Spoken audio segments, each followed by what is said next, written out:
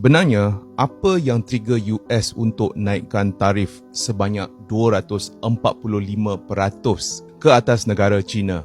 Ini adalah 3 peristiwa. Nombor 1, apa yang negara China dah start buat adalah mereka dah start import barangan seperti kacang soya dan gas dan minyak dari negara-negara selain daripada Amerika Syarikat. Yang sebelum ini, antara pembeli yang terbesar untuk kacang soya dan gas dan minyak dari Amerika Syarikat adalah negara China. Selain daripada itu, negara China telah stop serta-merta untuk membeli kapal terbang dari syarikat Boeing. Dan di sini, syarikat Boeing ada seramai 150,000 pekerja. Selain daripada itu, ada juga syarikat-syarikat sampingan yang support Boeing. Seperti contoh syarikat yang bina tingkap, syarikat yang bina kapet, syarikat yang bina sayap, dan syarikat-syarikat ini serta syarikat Boeing ada seramai 1.6 juta pekerja. Dan peristiwa nombor 3 adalah negara China sekarang tengah buat tour di negara-negara ASEAN yang termasuk Vietnam, Malaysia dan Cambodia.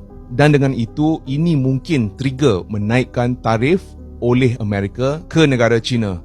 Dan kalau perang tarif ini berlarutan, kemungkinan besar satu dunia akan mengalami resesi, di mana Malaysia juga tak terkecuali dari ini. Dan dengan ini saya sarankan kalau boleh tolong jimatkan sedikit duit atau letak tepi sedikit duit untuk emergency. Sejujurnya selepas Hari Raya dengan kenaikan harga semua barang-barang, meminjam seolah-olah satu-satunya jalan penyelesaian untuk menampung kos sara hidup kita, dan saya benar-benar faham perasaan itu. Namun saya yakin dengan ilmu menguruskan kewangan, dengan perancangan yang teliti dan disiplin, saya benar-benar yakin bahawa kita boleh mengelakkan diri kita daripada terjerumus dari masalah kewangan. Dan jika kamu ingin belajar sebersedikit bagaimana untuk menguruskan wang, ini adalah buku yang saya tulis, di mana ianya adalah sangat nipis dan ianya sangat mudah untuk baca, dan saya ada pelbagai